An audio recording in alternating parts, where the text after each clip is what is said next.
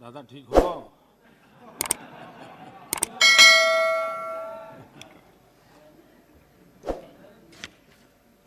आदरणीय सभापति जी, मैं राष्ट्रपति जी के प्रेरक उद्बोधन पर आभार प्रस्ताव की चर्चा में शरीक होने के लिए और राष्ट्रपति जी का धन्यवाद करने के लिए कुछ बातें प्रस्तुत करूंगा।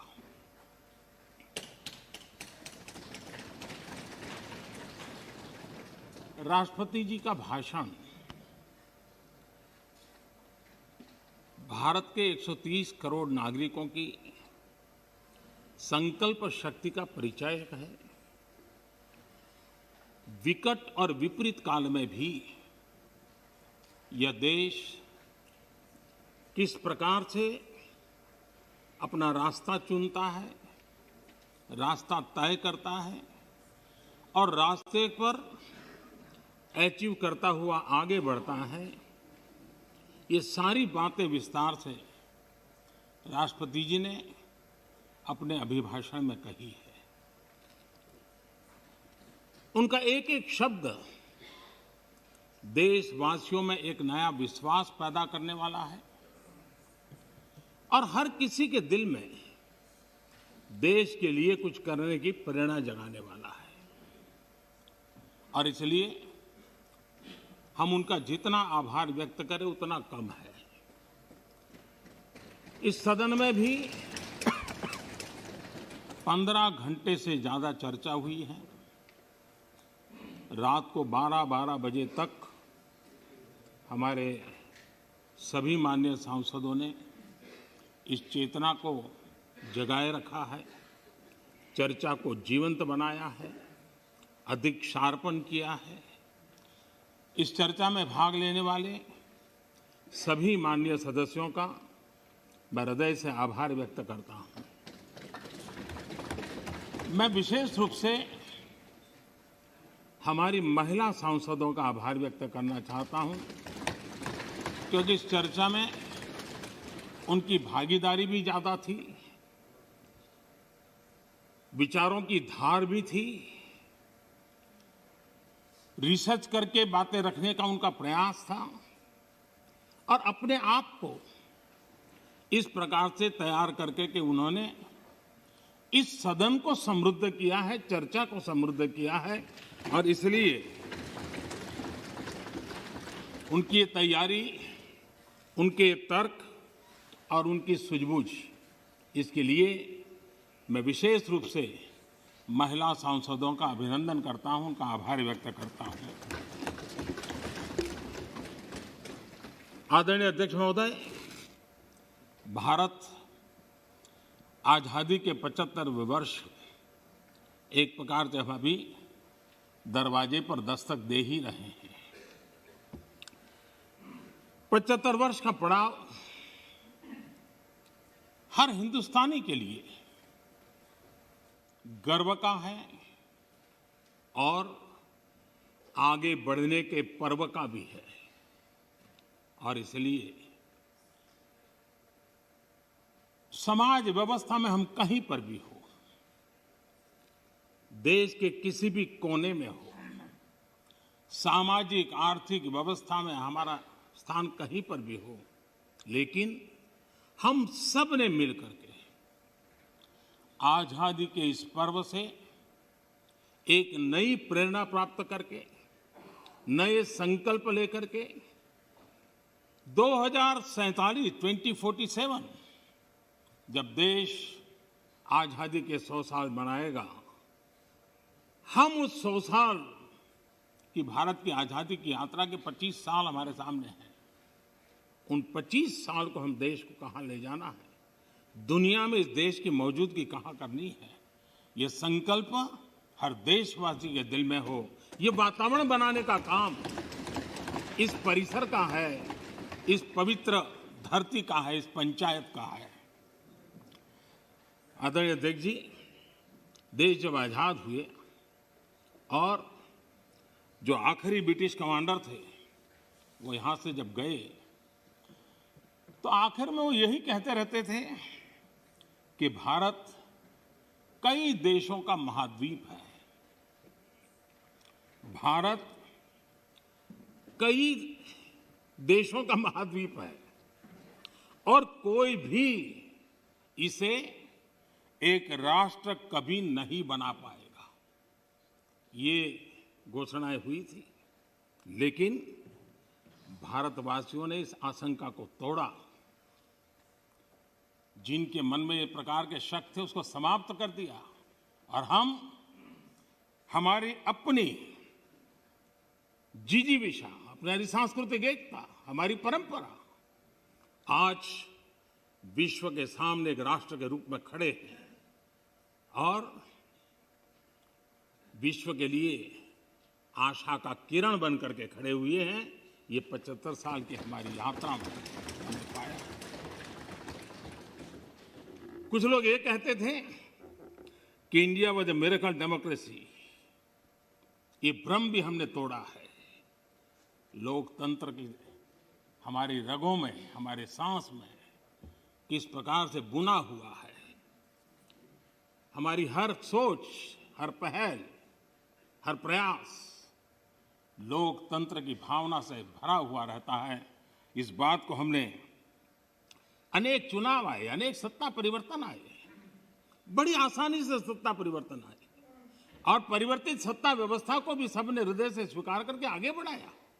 75 साल का ये क्रम रहा है और इसलिए लोकतांत्रिक मूल्यों के लिए, और हम विविधताओं से भरे हुए देश हैं। सैकड़ों भाषाएं, हजारों बोलियां, भांति भांति का पहनाव, क्या कुछ नहीं है विविधताओं से भरा हुआ।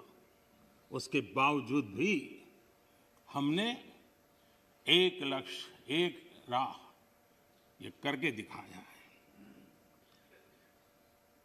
आज जब हम भारत की बात करते हैं तो स्वाभाविक रूप से स्वामी विवेकानंद जी ने एक जो बात कही थी उसको मैं जरूर स्मरण करना चाहूंगा।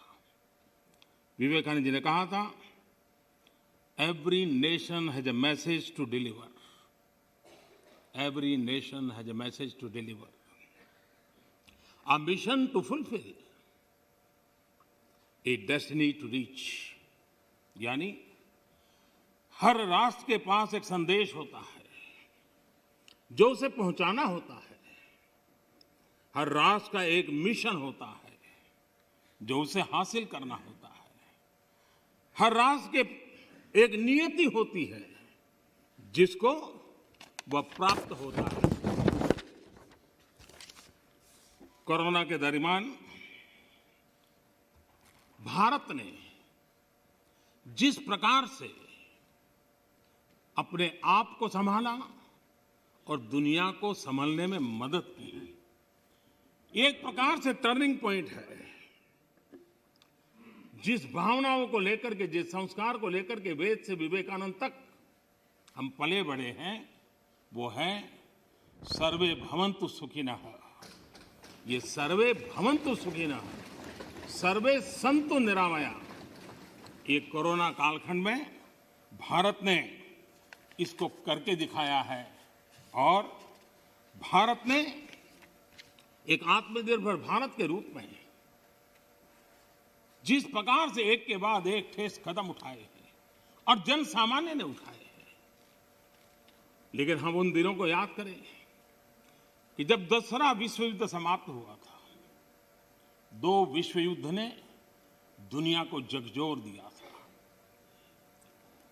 मानव जात, मानव मूल्य संकट के घेरे में थे, निराशा छाई हुई थी और सेकेंड वर्ल्ड वॉर के बाद पोस्ट वर्ल्ड वॉर एक दुनिया में एक नया ऑर्डर, न्यू वर्ल्ड ऑर्डर उसने आकार लिया।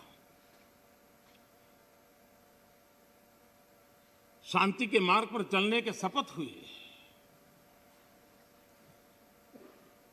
सैन्य नहीं, सहयोग, इस मंत्र को लेकर के दुनिया के अंदर विचार प्रबल होते गए। यूएन का निर्माण हुआ, इंस्टीट्यूशंस बनी, भांति भांति के मैकेनिज्म तैयार हुए ताकि विश्व को पोस्ट वर्ल्ड वॉर के बाद एक सुचारू ढंग से शांति की दिशा में ले जाया जाए। लेकिन अनुभव कुछ और निकला। अनुभव ये निकला कि दुनिया में शांति की बात हर कोई करने लगा। पोस्ट वर्ल्ड वॉर शांति की बातों के बीच भी हर कोई जिसकी ताकत थी अपनी सैन्य शक्ति बढ़ाने लगा। वर्ल्ड वॉर के पहले दुनिया के पास जो सैन्य शक्ति थी, यूएन के बाद वो सैन्य शक्ति अनेक गुना बढ़ गई। छोटे मोटे देश भी सैन्य शक्ति की स्पर्धा में आने लग गए।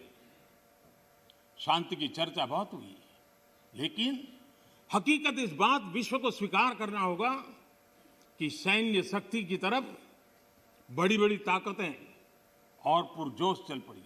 जितने इनोवेशन हुए, रिसर्च हुए, वो इसी कालखंड में हुए सैन्य शक्ति के लिए। पोस्ट कोरोना भी एक नया वर्ल्ड ऑर्डर नजर आ रहा है। पोस्ट कोरोना के बाद दुनिया में एक नया संबंधों का वातावरण शेप लेगा। हमें तय करना है कि हम वर्ल्ड वॉर के बाद एक मुख्य दर्शक के रूप में बदलती हुई दुनिया को देखते रहे और अपने आप को कहीं एडजस्ट हो सकते तो करने की कोशिश की। हमारे लिए वो कालखंड भी वैसा ही था। लेकिन आज पोस्ट कोरोना जो नया वर्ल्ड ऑर्डर तैयार होगा, और होना ही है, किस रूप का होगा, कैसा होगा, कौन उसको इनिशिएट करेगा, वो तो वक्त बताएगा। लेकिन दुनिया ने जिस प्रकार से संकट को झेला है, दुनिया इस पर सोचने के लिए मजबूर हुई है और होना है। ऐसी स्थिति में भारत विश्व से कट करके नहीं रह सकता। भारत एक कोने में गुजारा नहीं कर सकता है। हमें भी एक मजबूत प्लेयर के रूप में उभरना होगा। लेकिन सिर्फ जनसंख्या के आधार पर हम दुनिया में अपनी मजबूती का दावा नहीं कर पाएंगे।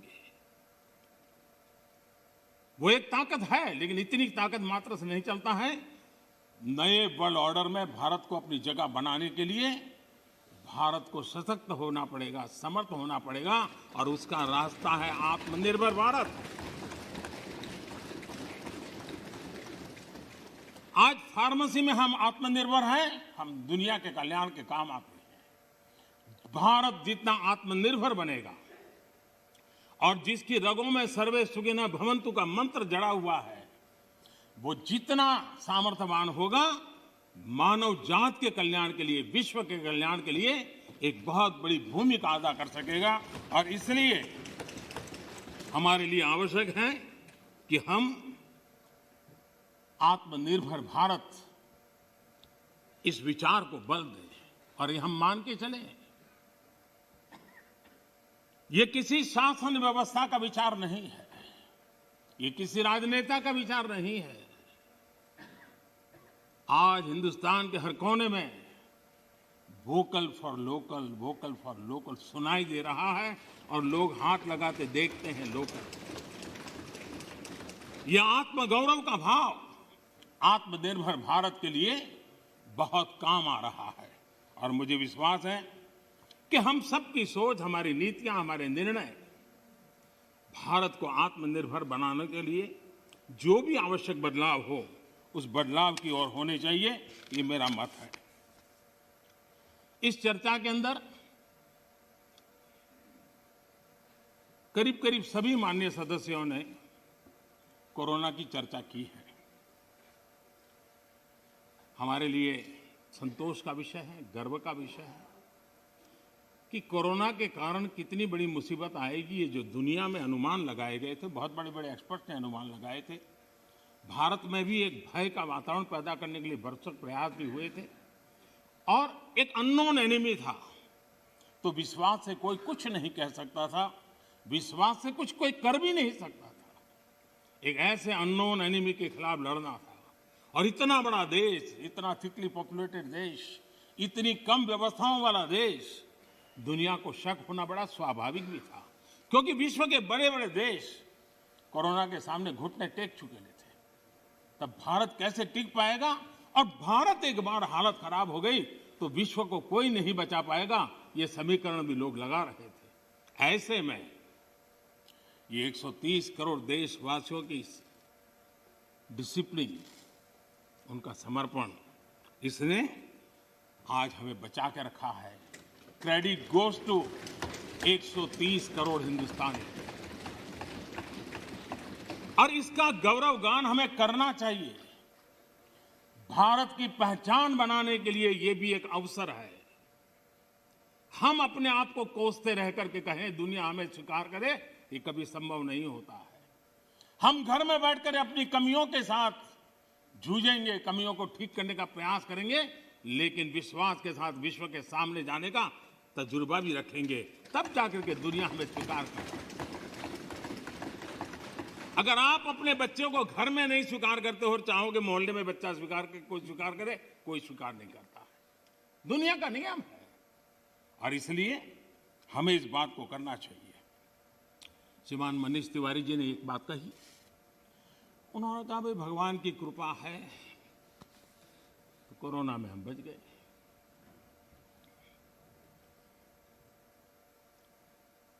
मैं इस बात से जरूर कुछ कहना चाहूंगा। ये भगवान की ही कृपा है जिसके कारण दुनिया इतनी बड़ी हिल गई, हम बच गए, भगवान की कृपा। क्योंकि वो डॉक्टर्स, वो नर्स भगवान का रूप बन के आए थे। क्योंकि वो डॉक्टर, वो नर्स अपने छोटे छोटे बच्चों को शाम को घर लौटूंगा कह करके जाते थे। 15-15 दिन तक लौट नहीं सकते थे, वो भगवान का रूप लेकर के आए थे। हम कोरोना से जीत पाए क्योंकि ये हमारे सफाई कर्मचारी, मौत और जिंदगी का खेल उनके लिए भी था, लेकिन जिस मरीज के पास कोई नहीं जा सकता था, मेरा सफाई कर्मचारी वहां जाकर के उसको साफ सुथरा रखने का प्रयास करता था।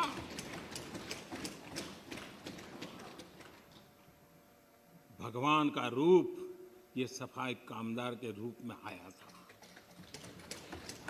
कोई एम्बुलेंस चलाने वाला ड्राइवर पढ़ा लिखा नहीं था, उसे पता था कि मैं जिसको लेके जा रहा हूं वो कोरोना पॉजिटिव है। वो एम्बुलेंस का ड्राइवर भगवान के रूप में आया था हजारों हिंदू, और इसलिए भगवान का रूप ही था जिसने हमें बचाया है। लेकिन भगवान अलग अलग रूप में आया था, और जितनी हम उनकी प्रशंसा करेंगे, जितना हम गौरवगान करेंगे, देश की सफलता का जितना गौरवगान करेंगे, हमारे भीतर भी एक नई ताकत पैदा होगी। कई कारणों से जिन लोगों के भीतर निराशा फैल चुकी है, उनको भी मैं कहता हूं कि कुछ पल के लिए 130 करोड़ देशवासियों के इस पराक्रम को याद कीजिए, आपके अंदर भी ऊर्जा आ जाएगी।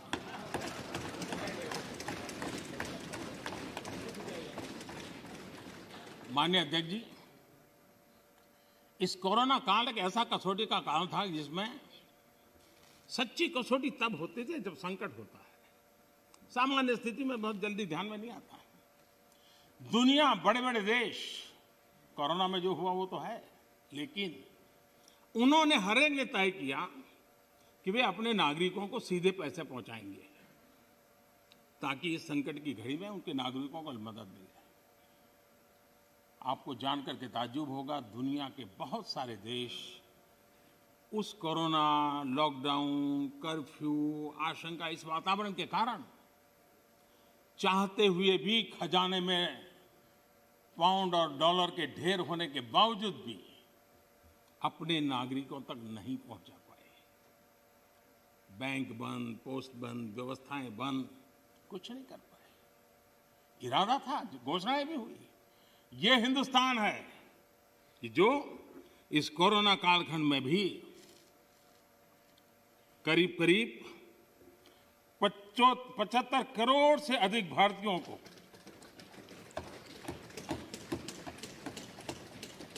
राशन पहुंचा सकता है, 8 महीने तक राशन पहुंचा सकता है। यही भारत है जिसने जनधन, आधार और मोबाइल के द्वारा 2 लाख करोड़ रुपया इस कालखंड में लोगों तक पहुंचा दिया। और दुर्भाग्य देखिए, जो आधार, जो मोबाइल, ये जनधन अकाउंट इतना गरीब से काम आया, लेकिन कभी कभी सोचते हैं कि आधार को रोकने के लिए कौन लोग कोर्ट में गए थे, कौन लोग सुप्रीम कोर्ट के दरवाजे खटखटा रहे थे। मैं कभी कभी हैरान हूं, और आज मैं इस बात को बार बार बोलूंगा, अध्यक्ष जी मुझे क्षमा करना।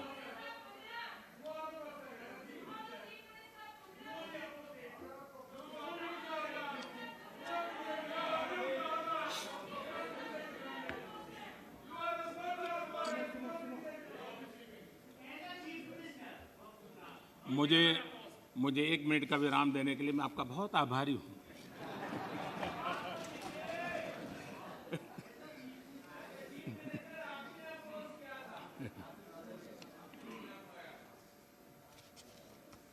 इस हसन में कभी कभी अज्ञान भी बड़ी मुसीबत पैदा करता है। माननीय अध्यक्ष जी, ठेले वाले, रेहड़ी पटरी वाले लोग इस कोरोना कालखंड में उनको धन मिले, उनके पैसे मिले, ये उनके लिए किया गया और हम कर पाए।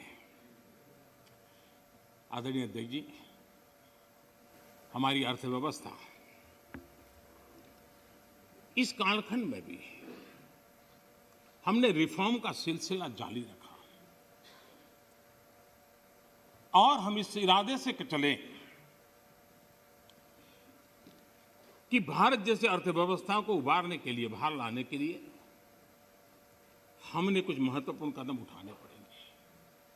और आपने देखा होगा, डे 1 से अनेक विधि से रिफॉर्म के कदम हमने उठाए और इसका परिणाम है आज ट्रैक्टर हो, गाड़ियां हो, उसका रिकॉर्ड सेल हो रहा है।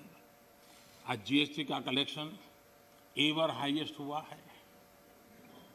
ये सारे आंकड़े हमारी अर्थव्यवस्था में जोश भर रही है। ये दिखाई दे रहा है कि नए जोश के साथ भारत की अर्थव्यवस्था उभर रही है। ये हम दिखता है। और दुनिया के जो लोग हैं उन्होंने ये अनुमान भी लगाया है कि करीब करीब 2 डिजिट वाला ग्रोथ अवश्य होगा। 2 डिजिटल ग्रोथ की संभावनाएं सभी पंडितों ने कही है और मुझे विश्वास है कि इसके कारण इस संकट के काल से भी, मुसीबतों के बीच से भी देशवासियों की अपेक्षा के अनुसार देश प्रगति करेगा। आदरणीय अध्यक्ष महोदय, इस कोरोना काल में 3 कृषि कानून भी लाए गए। ये कृषि सुधार का सिलसिला बहुत ही आवश्यक है, महत्वपूर्ण है और वर्षों से जो हमारा कृषि क्षेत्र चुनौतियां महसूस कर रहा है, उसको बाहर लाने के लिए हमने निरंतर प्रयास करना ही होगा और उस करने की दिशा में हमने एक ईमानदारी से प्रयास किया है। जो भावी चुनौतियां, जिसको कई विद्वानों ने कहा हुआ है, कोई मेरे शब्द नहीं है, कृषि क्षेत्र की इन भावी चुनौतियों को हमने अभी से डील करना पड़ेगा और उसको करने की दिशा हमने प्रयास किया है। मैं एक देख रहा था कि यहाँ पर जो चर्चा हुई और विशेष करके हमारे जो कांग्रेस के साथियों ने चर्चा की, मैं ये तो देख रहा था कि वो इस कानून के कलर पर तो बहुत बहस कर रहे थे। ब्लैक है कि वाइट है, ब्लैक है कि वाइट है। अच्छा होता उसके कंटेंट पर चर्चा करते, अच्छा होता उसके इंटेंट पे चर्चा करते, ताकि देश के किसानों को भी सही चीज पहुंच सकती थी। और मुझे विश्वास है दादा ने भी भाषण किया और मुझे लगता है कि दादा तो बहुत अभ्यास करके आए होंगे, बहुत अच्छी बात बताएंगे। लेकिन वो ज़्यादातर प्रधानमंत्री और उनके साथी बंगाल में यात्रा क्यों कर रहे हैं, कैसे कर रहे हैं, कहाँ जा रहे हैं, उसी में लगे रहे। तो दादा के ज्ञान से हम इस बार वंचित रह गए। खैर, चुनाव के बाद अगर आपके पास मौका होगा तो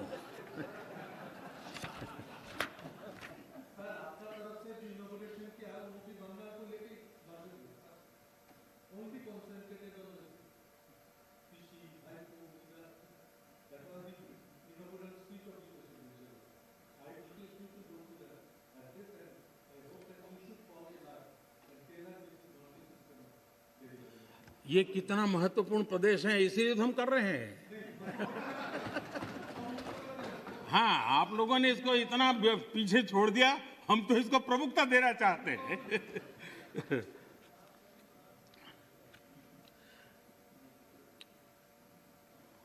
हम एक बात समझें,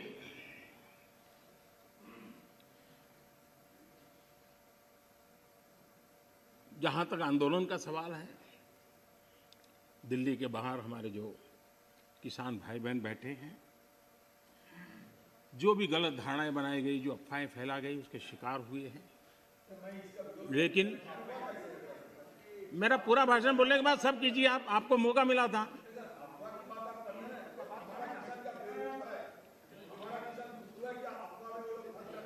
आप तो ऐसे शब्द उनके लिए बोल सकते हैं, हम नहीं बोल सकते, हम नहीं बोल सकते हैं। श्रीमान किसान हमारे कैलाश चौधरी जी ने और हमारे समय बोलते ही रहेंगे क्या? माननीय, आपको पर्याप्त समय, पर्याप्त अवसर दिया था, आपने पूरी बात कही, उस समय किसने टोका टोकी नहीं की।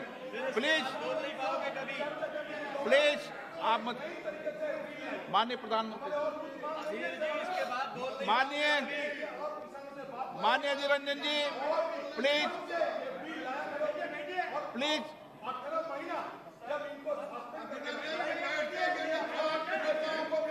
माननीय अधीर रंजन जी, प्लीज।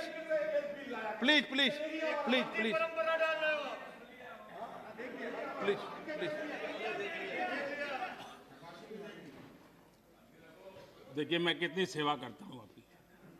आपको जहाँ रजिस्टर करवाना था हो गया।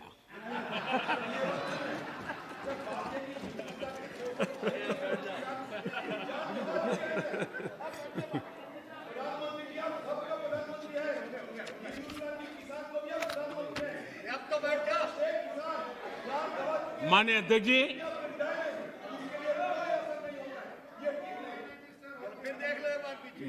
जी,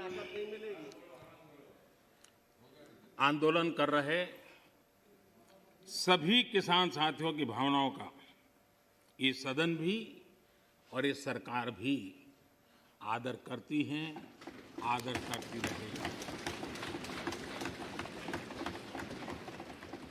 और इसीलिए सरकार के वरिष्ठ मंत्री, जब ये आंदोलन पंजाब में था तब भी और बाद में भी, लगातार उनसे वार्ता कर रहे हैं, किसानों के प्रति सम्मान भाव के साथ कर रहे हैं, आदर भाव के साथ कर रहे हैं। और इसलिए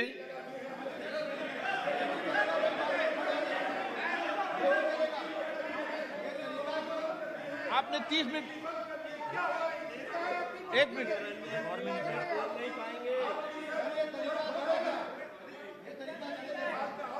आपका कोई रिकॉर्ड में, जरा बैठिए।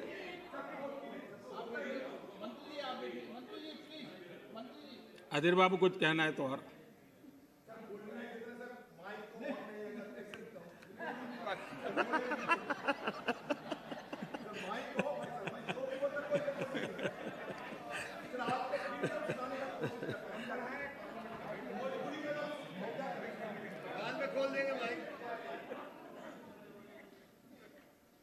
माननीय अध्यक्ष जी, बीच बीच में जरूरी होता है सब। लगातार बातचीत होती रही है और जब पंजाब में आंदोलन चल रहा था उस समय भी हुई है, दिल्ली आने के बाद हुई ऐसा नहीं है।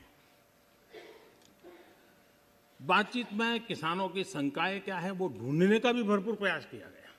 उनसे लगातार कहा गया कि भाई अपन एक एक मुद्दे पर चर्चा करें, और नरेंद्र सिंह जी तोमर ने इस विषय में विस्तार से बताया भी है राज्यसभा में। तो क्लोज बाय क्लोज चर्चा करने के लिए भी तो कहा, और हम मानते हैं कि अगर इसमें कोई कमी हो और सचमुच में किसान का नुकसान करते उसमें बदल करने में क्या जाता है जी। ये देशवासियों के लिए है, अगर कोई निर्णय करते हैं तो किसानों के लिए है। लेकिन हम इंतजार करते हैं, अभी भी हम इंतजार करते हैं कि वो अगर कोई चीज स्पेसिफिक बताते हैं और अगर वो कन्विंसिंग है तो हमें कोई संकोच नहीं है। और इसलिए हम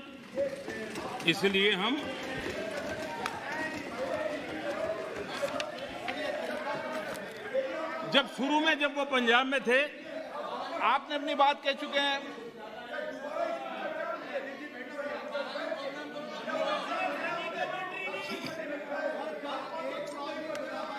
एक मिनट बोल दिया ना, नहीं ऐसा ठीक नहीं है। आपको पर्याप्त समय पर्याप्त अवसर मैंने दिया था, किसी ने टोका टोकी नहीं की थी। नहीं माननीय सुरेश जी प्लीज बैठिए, प्लीज।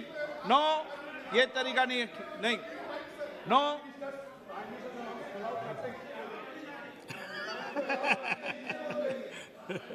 चलिए ये क्रेडिट भी आपने मुझे दे दी।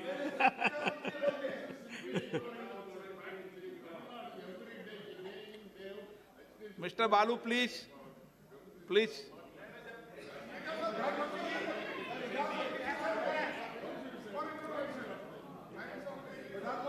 नो, नो, प्लीज आप बैठिए। आपको किसने कहा?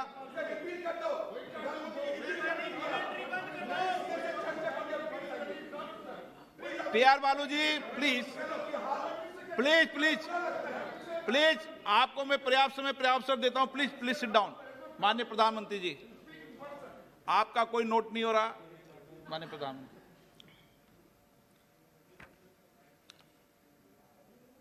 ये ऑर्डिनेंस के द्वारा ये तीनों कानून लागू किए गए थे, बाद में पार्लियामेंट में भी पारित हुए। कानून लागू होने के बाद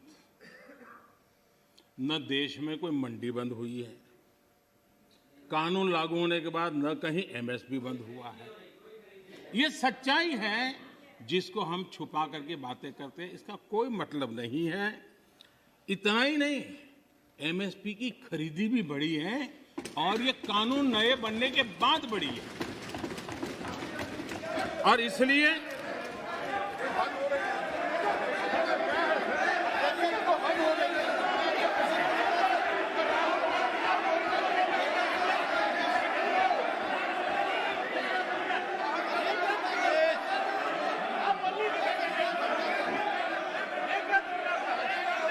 प्लीज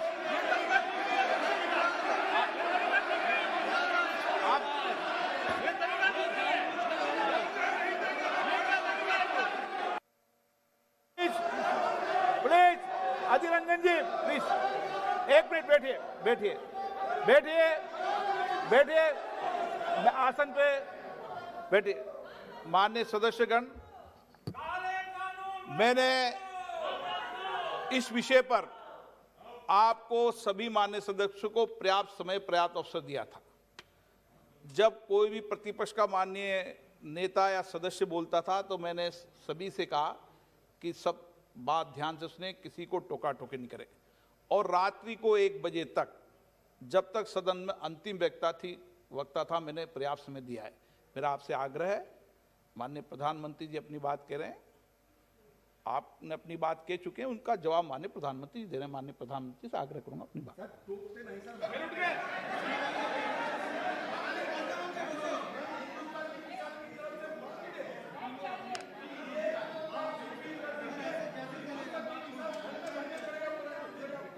प्रधानमंत्री, माननीय अध्यक्ष जी, ये हो हल्ला, ये आवाज, ये रुकावटें डालने का प्रयास एक सोची समझी रणनीति के तहत है।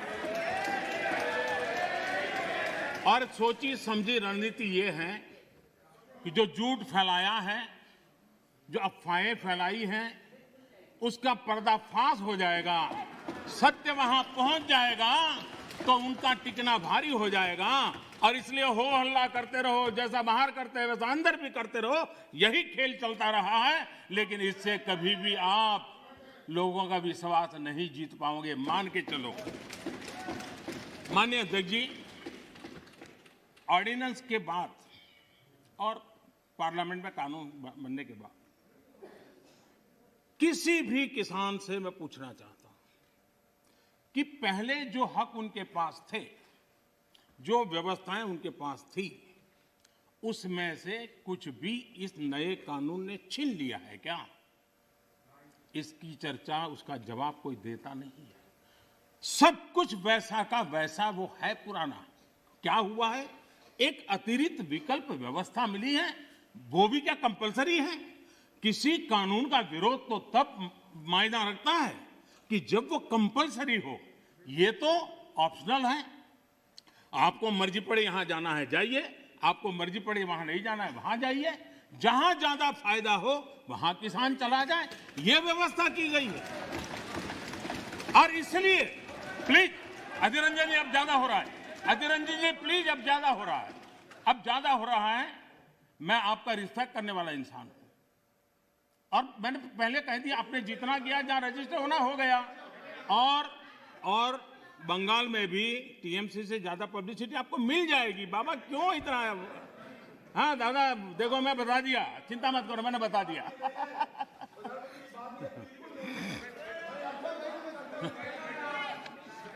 अधीर रंजन जी प्लीज, अधीर रंजन जी, अच्छा नहीं लगता है। मैं इतना आदर करता हूं, आप आज ऐसा क्यों कर रहे हैं? आप ऐसा क्यों नहीं करते? अरे भाई, हद से ज्यादा क्यों कर रहे हैं आप? Please Adhir Ranjan ji, please. माननीय सदस्य दादा प्लीज। ये नए कानून अध्यक्ष जी किसी भी के लिए बंधन करता नहीं है। ऐसे कानून है, उनके लिए ऑप्शन है, और जहां ऑप्शन है वहां विरोध के लिए कोई कारण ही नहीं बनता है। हां, ऐसा कोई कानून जो ऐसे थोप दिया हो, उसके लिए विरोध का कारण बनता है। और इसलिए मैं कहता हूं लोगों को, और मैं देख रहा हूं आंदोलन का एक नया तरीका है। क्या तरीका है? आंदोलनकारी जो होते हैं वो ऐसे तरीके नहीं अपनाते। आंदोलनजीवी होते हैं वो ऐसे तरीके अपनाते हैं, और वो कहते हैं ऐसा हुआ तो ऐसा होगा, ऐसा होगा तो ऐसा होगा, ऐसा होगा तो ऐसा होगा। अरे भाई, जो कुछ हुआ ही नहीं, जो होना नहीं है, उसका भय पैदा कर करके, और पिछले कई सालों से लगातार सुप्रीम कोर्ट का एक जजमेंट आ जाए, कोई निर्णय नहीं हुआ है, और एकदम से तूफान खड़ा कर दिया जाए, आग लगा दी जाए देश में। ये जो तौर तरीके हैं, उन तौर तरीके जो भी लोकतंत्र में विश्वास करते हैं, जो भी अहिंसा में विश्वास करते हैं, उन सब के लिए चिंता का विषय होना चाहिए। ये सरकार की चिंता का नहीं, देश की चिंता का विषय होना चाहिए।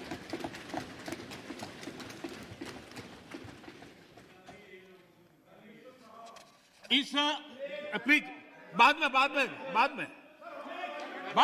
में समय मिलेगा आपको। नो माननीय अध्यक्ष जी प्लीज, ये तरीका ठीक नहीं। माननीय अध्यक्ष जी, आप समझ, पुरानी मंडियों पर भी कोई पाबंदी नहीं है। इतना ही नहीं, इस बजट में इन मंडियों को आधुनिक बनाने के लिए, उनके इंफ्रास्ट्रक्चर को सुधारने के लिए और बजट की व्यवस्था की गई है। और उस बजट के माध्यम से माननीय अध्यक्ष जी, ये जो हमारे निर्णय हैं वो सर्वजन हिताय, सर्वजन सुखाय की भावना के साथ लिए गए। माननीय अध्यक्ष जी, ऐसा क्या करते हैं? आप सीनियर व्यक्ति हैं, प्लीज प्लीज बैठिए। माननीय अध्यक्ष जी, इस सदन के साथी भली भांति इस बात को समझते हैं, लेकिन कांग्रेस और कुछ दलों ने बड़े जोर शोर से बातें अपनी कही, लेकिन जिन बातों को लेकर के उनको कहना चाहिए कि भाई ये नहीं, ये अपेक्षा ये होती है कि उन्होंने इतना स्टडी करके आना है। इतना ही नहीं, जो लोग ये कहते हैं, हाँ, मैं हैरान हूं, पहली बार एक नया तर्क आया इस सदन में कि भाई हमने मांगा नहीं था तो दिया क्यों? हमने मांगा नहीं तो दिया क्यों? पहली बात है कि लेना न लेना आपकी मर्जी है, किसी ने किसी के गले मड़ा नहीं है, ऑप्शनल है, एक व्यवस्था है और देश बहुत बड़ा है। हिंदुस्तान के कुछ कोनों में इसका लाभ होगा, हो सकता है किसी एक आध कोने में न भी हो, लेकिन ये कंपलसरी नहीं है और इसलिए मांगा और दिए का मतलब नहीं होता है। लेकिन मैं फिर भी कहना चाहता हूं, इस देश में माननीय अध्यक्ष जी, दहेज का कानून, दहेज के खिलाफ कानून बने, ये इस देश में कभी किसी ने मांग नहीं की थी, फिर भी देश की प्रगति के लिए कानून बना था। माननीय अध्यक्ष जी, ट्रिपल तलाक, इसके खिलाफ कानून बने, ये किसी ने मांग नहीं की थी, लेकिन प्रगतिशील समाज के लिए आवश्यक है, इसलिए कानून हमने बनाए हैं। हमारे यहां बाल विवाह पर रोक, किसी ने मांग नहीं की थी कानून बनाओ, फिर भी कानून बने थे, क्योंकि एक प्रगतिशील समाज के लिए आवश्यक होता है। शादी की उम्र बढ़ाने के निर्णय किसी ने मांग नहीं की थी, लेकिन प्रगतिशील विचार के साथ वो निर्णय बदलने पड़ते हैं। बेटियों को संपत्ति में अधिकार किसी ने मांग नहीं की थी, लेकिन एक प्रगतिशील समाज के लिए आवश्यक होता है, तब जाकर के कानून बनाया जाता है। शिक्षा को अधिकार देने की बात किसी ने मांग नहीं की थी, लेकिन समाज के लिए आवश्यक होता है, बदलाव के लिए आवश्यक होता है, तो कानून बनते हैं।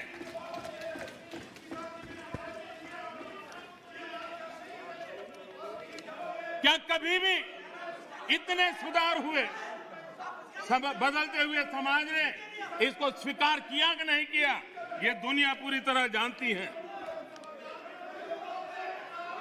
माननीय अध्यक्ष जी, आप जानते हैं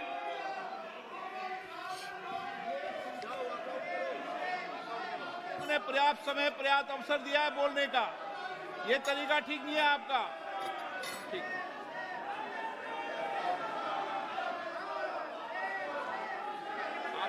आप दे दीजिए।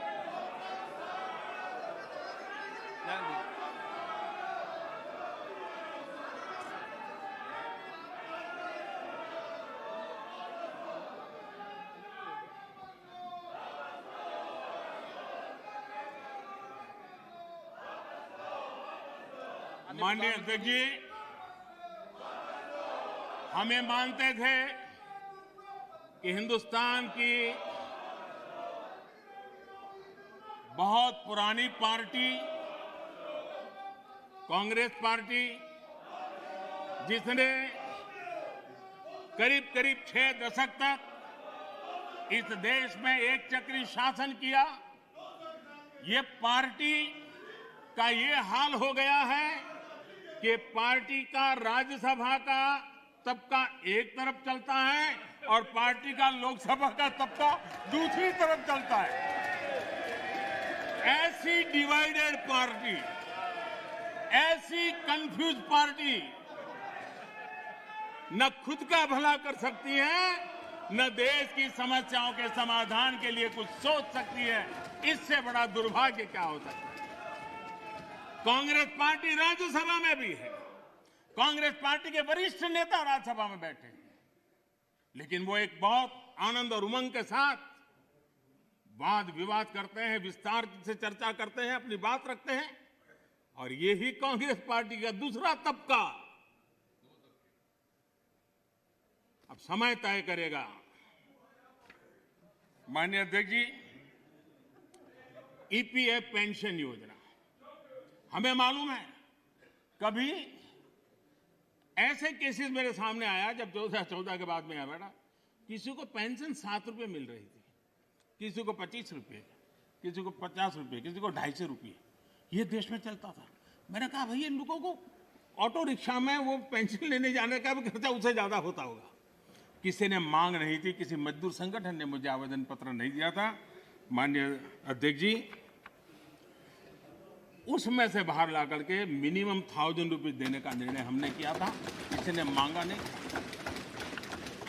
मुझे किसी भी किसान संगठन ने इस देश के छोटे किसान को कुछ सम्मान पैसे मिले इसकी व्यवस्था किसी ने मांग नहीं की थी, लेकिन हमने प्रधानमंत्री सम्मान निधि योजना के तहत उनको हमने धन सामने से देना शुरू किया। माननीय अध्यक्ष जी, कोई भी आधुनिक समाज के लिए परिवर्तन बहुत आवश्यक होता है। हमने देखा है जिस प्रकार से उस कालखंड में विरोध होता था, लेकिन राजा राममोहन राय जी जैसे महापुरुष, ईश्वर चंद्र विद्यासागर जी जैसे महापुरुष, ज्योतिबा फुले जैसे महापुरुष, बाबा साहब आंबेडकर, कितने अनगिनत नाम हैं। उन्होंने समाज के सामने उल्टे प्रवाह में सामने होकर के समाज सुधार का बीड़ा उठाया था, व्यवस्थाएं बदलने के लिए बीड़ा उठाया। और कभी ने तो किसी ने जिम्मेवारियां लेनी होती हैं। हाँ, ऐसी चीजों का शुरू में विरोध होता है, जब बात सत्य पहुंचता है तो लोग इसको स्वीकार भी कर लेते हैं। और हिंदुस्तान इतना बड़ा देश है, कोई भी निर्णय 100% सबको स्वीकार्य हो, ऐसा संभव ही नहीं हो सकता है। ये देश विविधताओं से भरा हुआ है। किसी एक जगह पे वो बहुत लाभ करता होगा, किसी जगह पे कम लाभ करता होगा, किसी जगह पे था जो पहले के लाभ हो उसको वंचित करता होगा। लेकिन ऐसी तो कितने बड़े देश में व्यवस्था नहीं हो सकती है कि हम उसमें कोई, लेकिन एक लार्जर इंटरेस्ट, देश में निर्णय जो होते हैं लार्जर, सर्वजन हिताय सर्वजन सुखाय निर्णय होते हैं और उसको लेकर के हम काम करते हैं। माननीय अध्यक्ष जी, ये सोच के साथ मेरा विरोध है। जब ये कहा जाता है मांगा था क्या हम सामंतशाही हैं क्या कि देश की जनता याचक की तरह हमसे मांगे, उनको मांगने के लिए मजबूर करें? ये मांगने के लिए मजबूर करने वाली सोच लोकतंत्र की सोच नहीं हो सकती। माननीय सरकारें संवेदनशील होनी चाहिए। लोकतांत्रिक तरीके से जनता की भलाई के लिए सरकार ने जिम्मेवारियां लेकर के आगे आना चाहिए। और इसलिए इस देश की जनता ने आयुष्मान योजना नहीं मांगी थी, लेकिन हमें लगा कि गरीब की बीमारी में बचाना है तो आयुष्मान भारत योजना लेकर के जाना चाहिए। इस देश के गरीब ने बैंक अकाउंट के लिए कोई जुलूस नहीं निकाला था, कोई मेमोरेंडम नहीं भेजा था। हमने जनधन योजना की थी और हमने इस जनधन योजना से उसके खाते खोले थे। किसी ने भी स्वच्छ भारत की मांग किसने की थी? लेकिन देश ने के सामने स्वच्छ भारत लेकर के गए, मामला चल पड़ा। कहां लोगों ने कहा था मेरे घर में शौचालय बनाओ? किसी ने मांगा नहीं था, लेकिन हमने 10 करोड़ घरों में शौचालय बनाने का काम किया। मांगा जाए तभी सरकार काम करे, वो वक्त चला गया। ये लोकतंत्र है, ये सामंतशाही नहीं है। हम लोगों ने लोगों की संवेदनाओं को समझ करके हमने सामने से देना चाहिए। नागरिकों को याचक बना करके हम नागरिकों का आत्मविश्वास नहीं बढ़ा सकते हैं। हमने नागरिकों को अधिकार देने के दिशा में आगे बढ़ते रहना चाहिए। नागरिक को याचक बनाने से नागरिक का आत्मविश्वास खत्म हो जाता है। नागरिक का सामर्थ्य पैदा करने के लिए, उसका आत्मविश्वास पैदा करने के लिए हमारे कदम होने चाहिए और हमने इस दिशा में कदम उठाए हैं।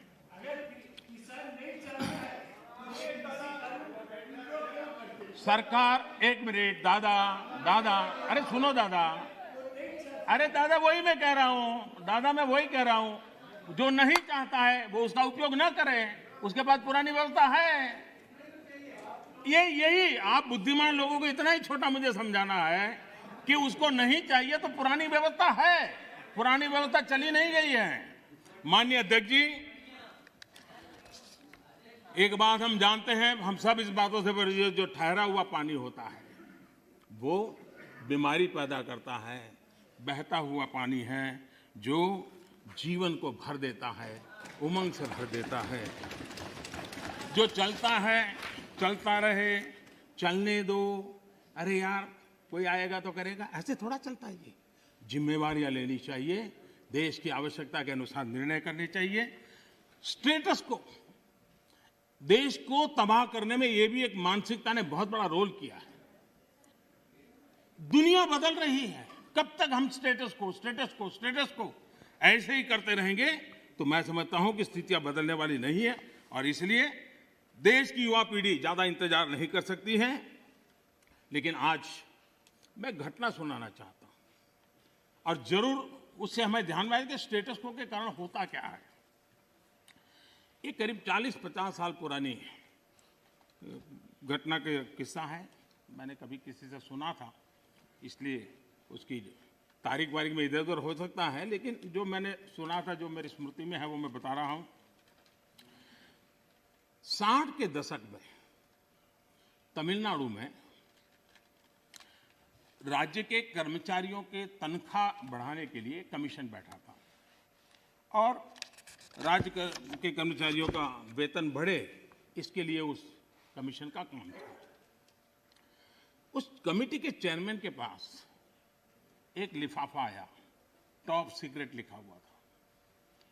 उन्होंने देखा तो उसके अंदर एक अर्जी थी और उसने लिखा था कि मैं बहुत साल से सिस्टम में काम कर रहा हूं, ईमानदारी से काम कर रहा हूं, लेकिन मेरी तनख्वाह बढ़ नहीं रही है, मेरी तनख्वाह बढ़ाई जाए। ये उसने चिट्ठी लिखी थी। तो चेयरमैन ने, जिसने चिट्ठी लिखी, उसको लिखा, भाई तुम हो कौन, क्या है पद, क्या है वगैरह। तो उसने फिर जवाब लिखा दूसरा कि मैं सरकार में जो मुख्य सचिव का कार्यालय है वहां सीसीए के पद पर बैठा हूं, मेरे पास सीसीए के पद पर मैं काम कर रहा हूं। तो इनको कहा, भाई ये सीसीए क्या होता है, कुछ पता तो है नहीं, ये सीसीए कौन होता है। तो उन्होंने दोबारा चिट्ठी लिखी, भाई हमारे तो पूरे उसमें सीसीए शब्द हमने कहीं देखा नहीं, पढ़ा नहीं, ये है क्या, हमें बताओ। तो उसने कहा, साहब मैं बंधा हुआ हूं कि 1975 के बाद ही इसके विषय में मैं जिक्र कर सकता हूं, अभी नहीं कर सकता हूं। तो फिर चेयरमैन ने उनको लिखा कि फिर ऐसा करो भाई, 75 के बाद जो भी कमीशन बैठे वहां जाना, मेरा सर क्यों खा रहे हो। तो उसको लगा ये तो मामला बिगड़ गया। तो उसको लगा, तो कहना ठीक है साहब, मैं बता देता हूं मैं कौन हूं।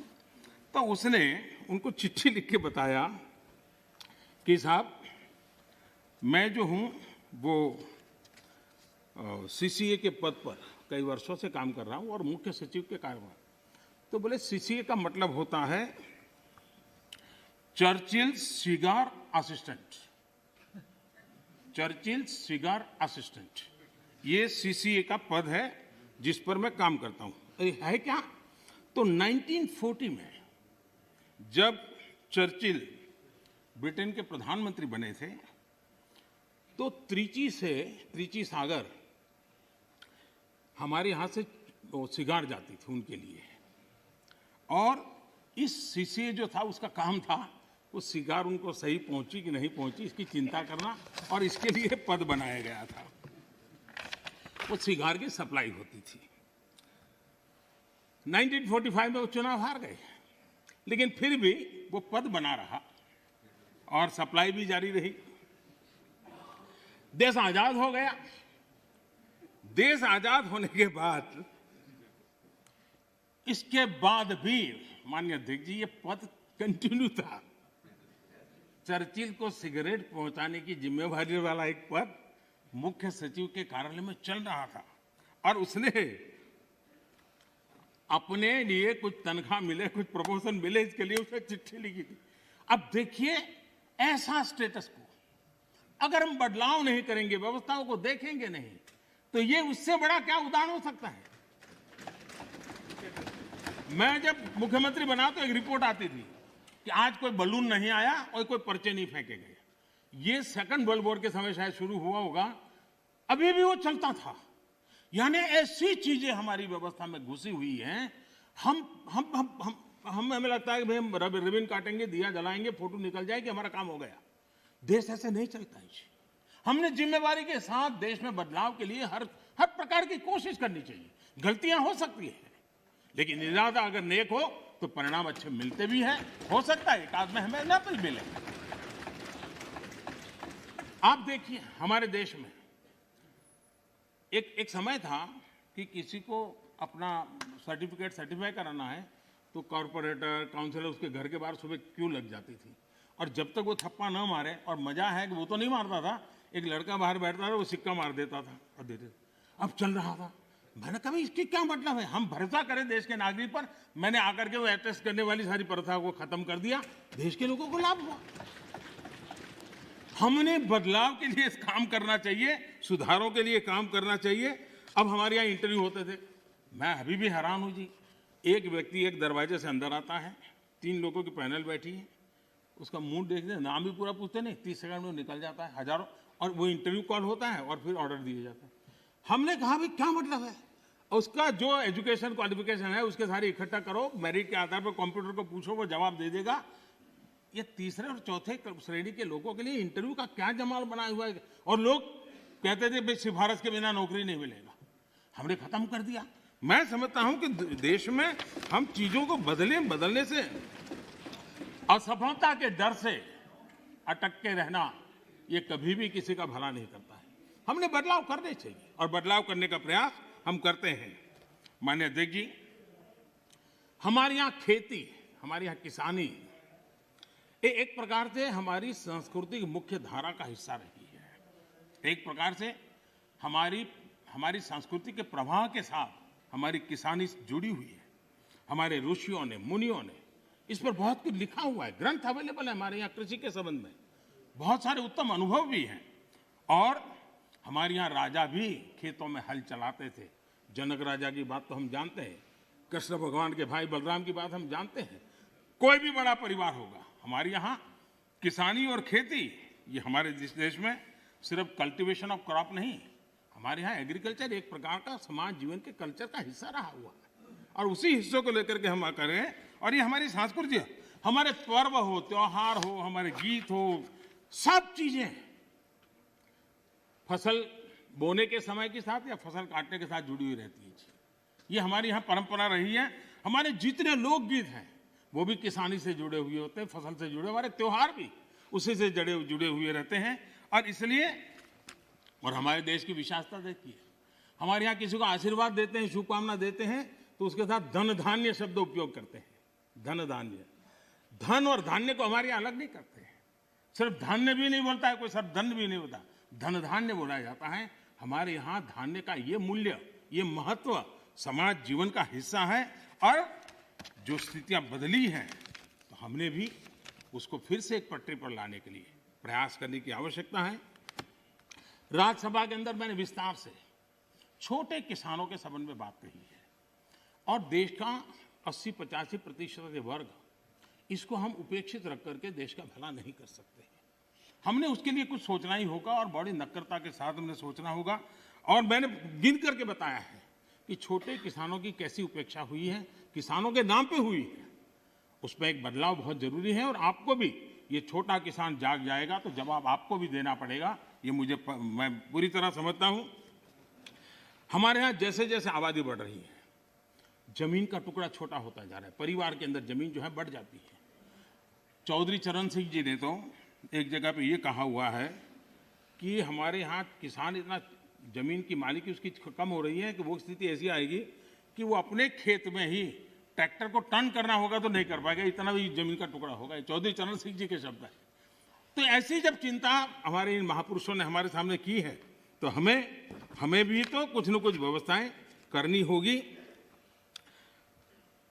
हमें ये आजादी के बाद हमारे देश में 28% खेतर मजदूर थे, 28% लैंडलेस लेबरर थे। 10 साल पहले जो सेंसस हुआ उसमें ये जनसंख्या, खेतीहर संख्या 28 से 55% हो गई। अब ये किसी भी देश के लिए चिंता का विषय होना चाहिए कि 28 से हमारा खेतर मजदूर 55% पर पहुंच गया है। और जमीन कम होने के कारण, खेती से जो रिटर्न मिलना चाहिए वो नहीं मिलने के कारण उसके जीवन में ये मुसीबत आई है। और वो मजदूरी करने पर किसी और के खेत में जाकर के मजदूरी होने कर मजबूर हो गया है। और दुर्भाग्य है कि हमारे देश में खेती में निवेश जो होना चाहिए वो नहीं हो रहा है। सरकार उतना कर नहीं पा रही है, राज्य सरकारें भी नहीं कर पा रही हैं, और किसान खुद भी नहीं कर पा रहा है। जो कुछ भी उसको निकलता है बच्चों को पालने में और पेट भरने में उसका चला जाता है। और इसलिए निवेश की बहुत बड़ी आवश्यकता है। जब तक हम निवेश नहीं लाएंगे, जब तक हम हमारी खेती को आधुनिक नहीं करेंगे, हम जब तक छोटे से छोटे किसान की भलाई के लिए व्यवस्थाएं विकसित नहीं करेंगे, हम देश के एग्रीकल्चर सेक्टर को ताकतवर नहीं बना सकते हैं। और इसलिए हमारा किसान आत्मनिर्भर बने, उसको अपनी उपज बेचने की आजादी मिले, उस दिशा में हमने काम करने की आवश्यकता है। और हमारा किसान सिर्फ गेहूं और चावल वहां सीमित रहे, उससे भी बात बनने वाली नहीं है। दुनिया में मार्केट क्या है, आज उसके रिसर्च हो रहे हैं। उस प्रकार की चीजों का उत्पादन करें और वो चीजें दुनिया के बाजार में बेचें।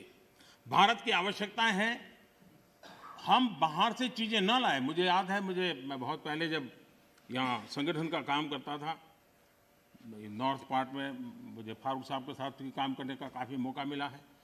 तो मुझे हरियाणा का एक किसान अपने खेत में ले गया, उसने बड़ा आग्रह कहा, तो मैं चला गया। छोटी सी जगह थी उसकी, 1-1.5-2 बीघा से जमीन होगी, लेकिन बड़ा प्रगति। तो उसने वो बड़े पीछे पड़ा, आइए आइए। मैंने कहा है क्या बात? वे बोले एक बार आइए तो देखिए। तो मैं गया उसके यहाँ, करीब 30-40 साल पहले की बात है, 30 साल हो गए। उन्होंने क्या किया, दिल्ली के 5 स्टार होटल्स में जो चीजें सब्जियां वगैरह विदेशों से लाते थे, उसने उसका स्टडी किया। अगर उनको छोटे कॉर्न चाहिए, उनको छोटे टमाटर चाहिए, और उसने अपनी उस छोटी सी जगह में और रिस्ट्रिक्टेड वातावरण के अंदर लोगों की मदद लेके वो फसल पाया। और मजा है कि दिल्ली 5 स्टार के होटलों में उसका माल जाना शुरू हो गया। हमारे देश में थोड़ा सा बदलाव करें हम। अब हमने कभी सोचा है स्ट्रॉबेरी हम बाय एंड लार्ज मानते हैं कि वो ये ठंडे प्रदेशों का है। मैं देख रहा हूँ जी कच्छ के रेगिस्तान में स्ट्रॉबेरी हो रही है। मैं देख रहा हूँ जी मध्य प्रदेश के अंदर, उत्तर प्रदेश के अंदर, वहाँ स्ट्रॉबेरी हो रही है। बुंदेलखंड में जहाँ पानी की दिक्कत है। इसका मतलब ये हुआ कि हमारे यहाँ संभावनाएं हैं। हमारे किसान को गाइड करके हम नई नई चीज़ों पे ले जाएंगे। मैं जरूर मानता हूँ कि हमारा देश का किसान आगे आएगा, लेकिन उसको ये ठीक है, उसका अनुभव ऐसा है कि उसको हिम्मत देनी पड़ती है, उसका हाथ पकड़ना पड़ता है, उसको हाथ लेकर के चलना पड़ता है। अगर वो चल पड़ता है तो कमाल करके दिखाता है। उसी प्रकार से कृषि के अंदर जितने नए रास्ते निवेश बढ़ेगा, मैं मानता हूं रोजगार के अवसर भी बढ़ने वाले हैं और दुनिया में एक हमें नया मार्केट मिल सकता है। हमारे यहाँ ग्रामीण अर्थव्यवस्था में सुधारने के लिए एग्रो बीज इंडस्ट्री की संभावनाएं भी बढ़ेगी और इसलिए हमें इस पूरे क्षेत्र को आत्मनिर्भर बनाने की दिशा में हमने जरूर काम करना चाहिए। कई विपरीत परिस्थितियों में भी हमारे किसान ने रिकॉर्ड उत्पादन किया है। कोरोना काल में भी रिकॉर्ड उत्पादन किया है। ये हम सब की जिम्मेदारी है कि हमारे किसान की जो परेशानियां हैं वो कम हो। उनके सामने जो चुनौतियां हैं वो चुनौतियां कम करने के लिए हम कुछ कदम उठाएं और इन कृषि सुधारों से हम उस दिशा में कुछ न कुछ करने का प्रयास कर रहे हैं। किसानों को एक बराबरी का प्लेटफॉर्म दे पाएं, हम आधुनिक टेक्नोलॉजी दे पाएं, उनके अंदर एक नया आत्मविश्वास भर पाएं, उस दिशा में सकारात्मक सोच की बहुत आवश्यकताएं हैं। पुरानी सोच, पुराने मानदंड अब किसानी का भला कर पाते तो बहुत पहले कर पाते। सेकंड ग्रीन रिवॉल्यूशन की हम बातें कर ली। हम एक नए तौर तरीके लिए आगे बढ़ने की और सबको चिंतन के लिए, राजनीति का विषय नहीं होना चाहिए। ये देश की भलाई के लिए बहुत आवश्यक है। मिल बैठ करके उसको हमने सोचना चाहिए। सभी दल चाहे सत्ता में हो या विपक्ष में, ये हम सबका दायित्व है और हमें 21वीं सदी में 18वीं शताब्दी की सोच से हमारे एग्रीकल्चर सेक्टर को हम उसकी चुनौतियों को पूरा नहीं कर सकते हैं। उसी को हमने बदलना होगा। कोई नहीं चाहता है कि हमारा किसान गरीबी के चक्कर में फंसा रहे, उसको जिंदगी जीने का हक न मिले। मैं मानता हूं कि उसको आश्रित रहना न पड़े, उसको पराधीन न रहना पड़े, सरकारी टुकड़ों पर पलने के लिए मजबूर न होना पड़े। ये जिम्मेवारी भी हम सबकी है और उस जिम्मेवारी को निभाना, हमारे अन्नदाता समृद्ध हो, हमारा अन्नदाता कुछ न कुछ और ज़्यादा देश के लिए कर सकें, उसके लिए अगर हम अवसर देंगे तो बहुत सारी। सरदार वल्लभ भाई पटेल एक बात कहते थे, वो कहते थे स्वतंत्रता प्राप्ति के बाद भी यदि परतंत्रता की दुर्गंध आती रहे तो स्वतंत्रता की सुगंध नहीं फैल सकती। जब तक हमारे छोटे किसान को नए अधिकार नहीं मिलते तब तक पूर्ण आजादी की उनकी बात अधूरी रहेगी और इसलिए बड़ा बदलाव कर करके हमको हमारे इन किसानों को एक लंबी यात्रा के लिए तैयार करना होगा और हम सबको मिलकर के करना होगा। गलत कुछ करने के इरादे से जब नहीं होना चाहिए, अच्छा करने के इरादे से होना चाहिए, किसी की भलाई करने के लिए होना चाहिए। हमारी सरकार ने छोटे किसानों के लिए हर कदम को आप देखेंगे तो छोटे किसानों को हमने बीज से लेकर के बाजार तक पिछले 6 वर्षों में अनेक ऐसे इंटरवेंशन किए हैं जो छोटे किसान की मदद कर सकते हैं, छोटा किसान का लाभ सकते हैं। अब जैसे डेयरी सेक्टर और कोऑपरेटिव सेक्टर सशक्त भी हैं और उसका एक मजबूत वैल्यू चेन भी बना है और सरकार की दखल कम से कम है, फिर भी वो अपने मजबूती पर आया है। हम धीरे धीरे फल फूल सब्जी की तरफ बल दे सकते हैं और उसके बाद धान्य की तरफ दे सकते हैं। हम बहुत ताकतवर बना सकते हैं। हमारे पास मॉडल है, सफल मॉडल है। उन सफल मॉडल का हमने प्रयोग करना चाहिए। हमने उनको वैकल्पिक बाजार देना चाहिए। दूसरा एक महत्वपूर्ण काम जो हमने किया है 10,000 फार्मर्स प्रोड्यूसर ऑर्गेनाइजेशन, ये किसानों के लिए, छोटे किसानों के लिए एक बहुत बड़ी ताकत के रूप में उभरने वाले हैं। और जहां जहां महाराष्ट्र में विशेष प्रयोग हुआ है एफपीओज बनाने का, कई और राज्यों ने भी, केरल में भी कम्युनिस्ट पार्टी के लोग काफी मात्रा में एफपीओ बनाने काम में लगे हुए हैं। लेकिन इसके कारण किसान अपना बाजार ढूंढने के लिए एक सामूहिक शक्ति के रूप में उभरेगा। ये 10,000 एफपीओज बनने के बाद आप देखना कि गांव के अंदर किसान छोटे हैं, उसको बाजार की ताकत किसान डिक्टेट करेगा, वो बन जाएगी और किसान ताकतवर बनेगा, ये मेरा पूरा विश्वास है। इन एफपीओ के माध्यम से बैंक से पैसा भी मिल सकता है, वो छोटे छोटे भंडारण की व्यवस्था कर सकता है। अगर वो थोड़ी ताकत ज़्यादा इकट्ठी करे तो छोटे छोटे कोल्ड स्टोरेज भी बना सकता है। और हमने 1 लाख करोड़ रुपया एग्रीकल्चर के इंफ्रास्ट्रक्चर के लिए भी तय किया है और उसको हम स्वयं सहायता जूथ, सेल्फ हेल्प ग्रुप, इन सेल्फ हेल्प ग्रुप में भी करीब 7 करोड़ बहनें जुटी। गांव की बहनें अल्टीमेटली वो किसान की ही बेटियां होती हैं, किसी न किसी खेती से जुड़े हुए परिवार की बेटियां होती हैं और वे भी आज नेटवर्क किसानों की भलाई में काम आ रहा है। वो एक इकोनॉमिक एक्टिविटी का सेंटर बनते जा रहे हैं। और इनके द्वारा भी मुझे याद है गुजरात में वलसाड जिले में आदिवासियों के पास जमीन भी काफ़ी ऊपर नीचे है, अनइवन लैंड है और बहुत छोटी ज़मीन है। हमने एक बाड़ी प्रोजेक्ट किया था और अब्दुल कलाम जी एक दिन अपना जन्मदिन वहाँ मनाने के लिए आए थे। उन्होंने कहा मुझे कोई प्रोटोकॉल नहीं चाहिए, मैं इन किसानों के साथ रहना चाहता हूँ। बड़ा सक्सेसफुल प्रयोग था। महिलाएं काफ़ी काम करती थी आदिवासी बेल्ट के अंदर। और मशरूम, काजू वो गोवा की बराबरी का काजू पैदा करने लग गए थे और उन्होंने मार्केट प्राप्त किया था। छोटे किसान थे, छोटी जगह थी, लेकिन प्रयत्न किया तो परिणाम मिला। और अब्दुल कलाम जी ने इसके विषय में लिखा भी है, उन्होंने आकर के देखा था। तो मैं कहता हूं कि हमने नए प्रयासों की दिशा में जाना चाहिए। अब हम देखिए, दाल की हमारे यहाँ कठिनाई थी। मैंने 2014 में आके किसानों के सामने रिक्वेस्ट की, उन्होंने देश के अंदर दाल की कठिनाइयों से हमें मुक्त कर दिया और उनको बाजार भी मिल गया। और मैं देख रहा हूं कि आजकल ऑनलाइन ऑफलाइन इनाम के द्वारा भी गांव का किसान भी अपना माल बेच रहा है।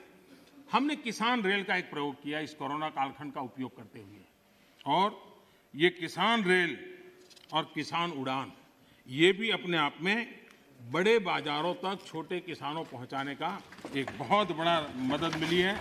एक प्रकार से ये ट्रेन जो है चलता फिरता कोल्ड स्टोरेज है। और मैं सदन के सदस्यों से जरूर कहना चाहूँगा कि ये किसान रेल कहने को तो सामान ढोने वाली व्यवस्था है, लेकिन उसने दूर सुदूर गांव के छोटे किसान को किसी और राज्य के दूसरे बाजार के साथ जोड़ दिया। अब देखिए, नासिक से किसान मुजफ्फरनगर के व्यापारी से जुड़ा और क्या भेजा, उसकी ताकत बड़ी नहीं थी। 30 किलो अनार, 30 केजी अनार, ये उसने वहां से ये किसान रेल से भेजा और खर्चा कितना हुआ, 124 रुपीज। उसको बड़ा बाजार मिल गया। ये 30 किलो इतनी छोटी चीज है कि शायद कोई कुरियर वाला भी नहीं ले जाता, लेकिन ये व्यवस्था थी तो यहां का किसान वहां तक जाकर के अपना माल बेच पाया है। उसी प्रकार से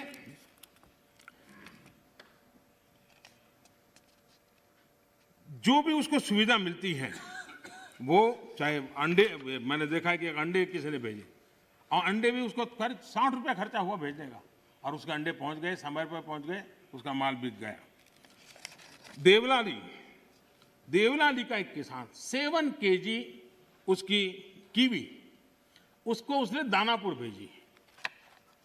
भेजने का खर्चा 60 रुपीज हुआ, लेकिन उसको 7 किलो की कीवी का अच्छा बाजार मिला और दूसरे राज्य में जाकर के मिला। किसान रेल लगती छोटी बात है, लेकिन कितना बड़ा परिवर्तन कर सकती है, इसका हम नमूना देखते हैं। माननीय अध्यक्ष जी, चौधरी चरण सिंह जी ने एक किताब लिखी है, भारत की अर्थनीति।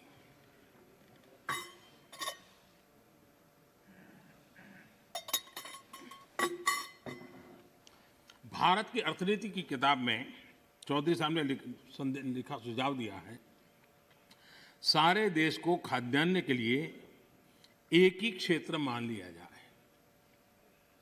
दूसरे शब्दों में, देश के एक भाग से दूसरे भाग में लाने जाने के पर कोई प्रतिबंध न हो।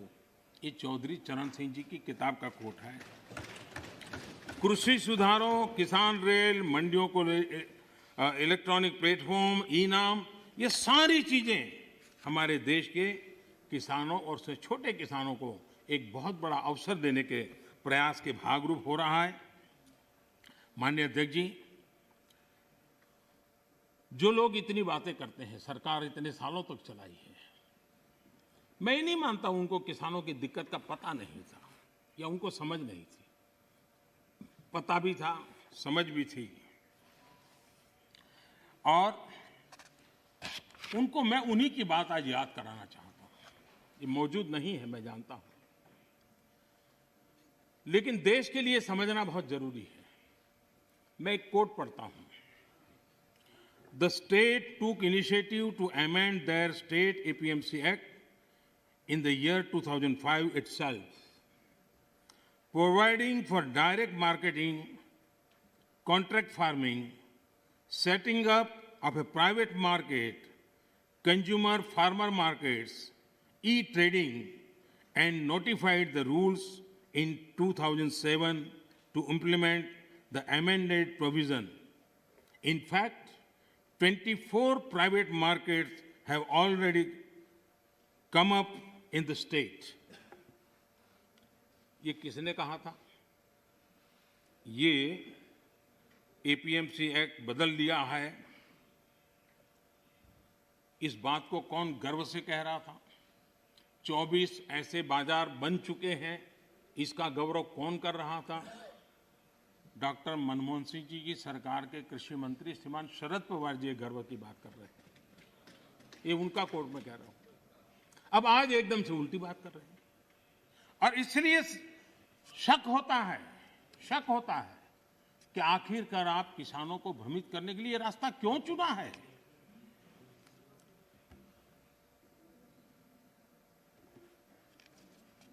देश की मंडियां चल रहे हैं, सिंडिकेट और कीमतों को प्रभावित करने वाले नेक्सस में के बारे में जब उनको पूछा गया, उनको एक सवाल पूछा था कि ये नेक्सस है मंडियों वालों वगैरह का, तो क्या कहना है? तो शरद पवार का एक दूसरा जवाब है, वो भी बड़ा इंटरेस्टिंग है। उन्होंने कहा था, किसानों के बचाव के लिए ही तो एपीएमसी रिफॉर्म को प्रमोट किया जा रहा है, ताकि किसानों को एपीएमसी मंडियों का विकल्प मिले। जब ज्यादा व्यापारी रजिस्टर होंगे तब स्पर्धा बढ़ेगी और मंडी में सांठगांठ इससे खत्म होगी। ये बात उन्होंने कही है, और इसलिए मैं समझता हूं कि इन बातों को हमने समझना होगा।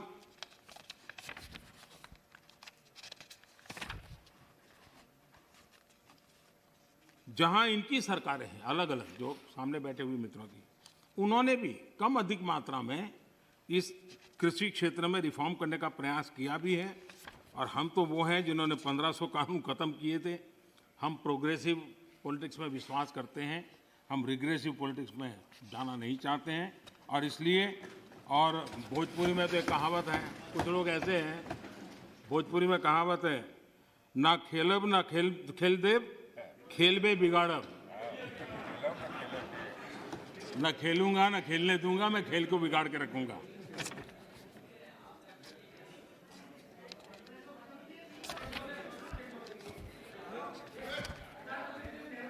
माननीय अध्यक्ष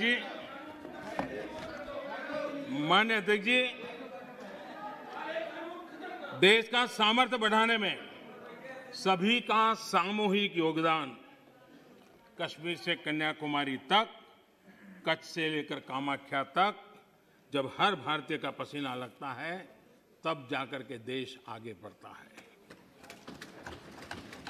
मैं कांग्रेस के साथियों को याद दिलाना चाहता हूं कि देश के लिए पब्लिक सेक्टर जरूरी है तो प्राइवेट सेक्टर का भी भागीदारी उतनी ही आवश्यक है। सरकार ने मोबाइल मैन्युफैक्चरिंग को प्रोत्साहित किया, प्राइवेट पार्टियां आई, मैन्युफैक्चरर्स आए। आज गरीब से गरीब परिवार तक स्मार्टफोन पहुंच रहा है। टेलीकॉम में स्पर्धा को प्रोत्साहित किया गया तो मोबाइल पर बात करना करीब करीब जीरो हो गया और डेटा भी दुनिया में सबसे सस्ता आज हिंदुस्तान में है। यहां तक कि हमारी फार्मा इंडस्ट्री, हमारे वैक्सीन निर्माता, क्या ये सारे सरकारी हैं क्या? आज मानवता के काम अगर भारत आ रहा है तो हमारे इस प्राइवेट सेक्टर का भी बहुत बड़ा रोल है, प्राइवेट एंटरप्राइज का रोल है और हमें हमारे देश के नौजवानों पर भरोसा होना चाहिए। हमारे देश के नौजवानों पर भरोसा रखना चाहिए। इस प्रकार से कोसते रहेंगे, उनको नीचा दिखाते रहेंगे और हम किसी भी प्राइवेट एक्टिविटी को नकार देंगे। कोई जमाना होगा जब कुछ सरकार करेगी, उस जमाने में जरूर होगा, किया होगा। आज दुनिया बदल चुकी है, समाज की अपनी ताकत है, देश के अंदर ताकत है। हर एक किसी को अवसर मिलना चाहिए और उनको इस प्रकार से बेईमान घोषित करना, उनके लिए गंदी भाषा का प्रयोग करना, ये कल्चर किसी जमाने में वोट पाने के लिए काम आया होगा, आज वो आने वाला नहीं है। कृपा करके हम, और मैंने लाल किले पर से बोला, वेल्थ क्रिएटर भी देश को जरूरी होते हैं, तभी तो वेल्थ बांटेंगे। गरीब तक वेल्थ बांटेंगे कहां से? रोजगार देंगे कैसे? और सब कुछ बाबू ही करेंगे। आईएएस बन गया मतलब वो फर्टिलाइजर का कारखाना भी चलाएगा, आईएएस हो गया तो वो केमिकल का कारखाना भी चलाएगा, आईएएस हो गया वो हवाई जहाज भी चलाएगा। ये कौन सी बड़ी ताकत बना के रख दी है हमने? बाबुओं के हाथ में देश दे करके हम क्या करने वाले हैं? हमारे बाबू भी तो देश के हैं, तो देश का नौजवान भी तो देश का है। हम हमारे देश के नौजवानों को जितना ज्यादा अवसर देंगे, मुझे लगता है उसको उतना ही लाभ होने वाला है। माननीय अध्यक्ष जी, जब तथ्यों के आधार पर बात टिकती नहीं है तो ऐसा होता है जो अभी देखा, आशंकाओं को हवा दी जाती है, ये हो जाएगा, वो हो जाएगा, और माहौल ये आंदोलन जीवी पैदा करते हैं। माननीय अध्यक्ष जी,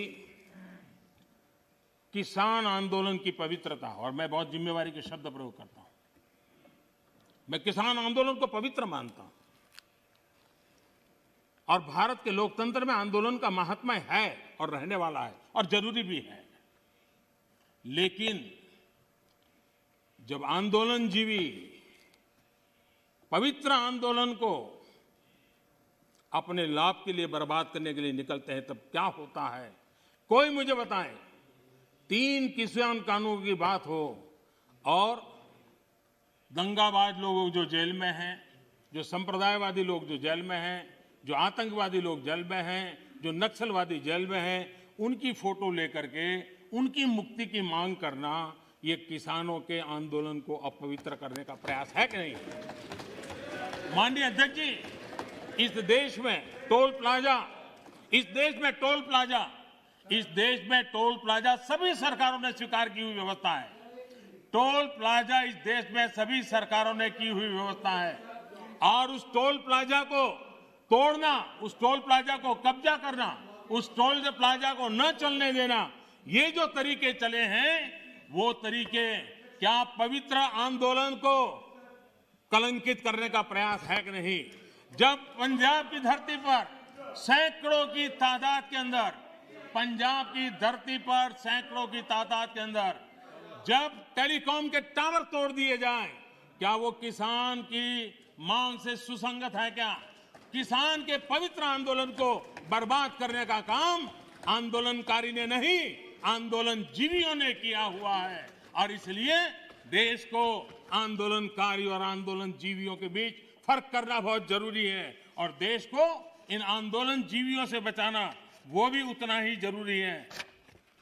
अफवाहें फैलाना, झूठ फैलाना, गुमराह करना और देश को दबोच करके रख देना, देश बहुत बड़ा है, देश के सामान्य मानव की आशा आकांक्षाएं बहुत है और उनको लेकर के हमने आगे बढ़ना है और उस दिशा में हम प्रयास कर रहे हैं।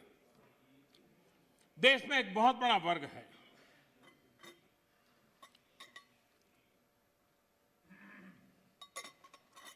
ये वर्ग, उनकी एक पहचान है टॉकिंग द राइट थिंग्स, यानी हमेशा सही बात बोलना।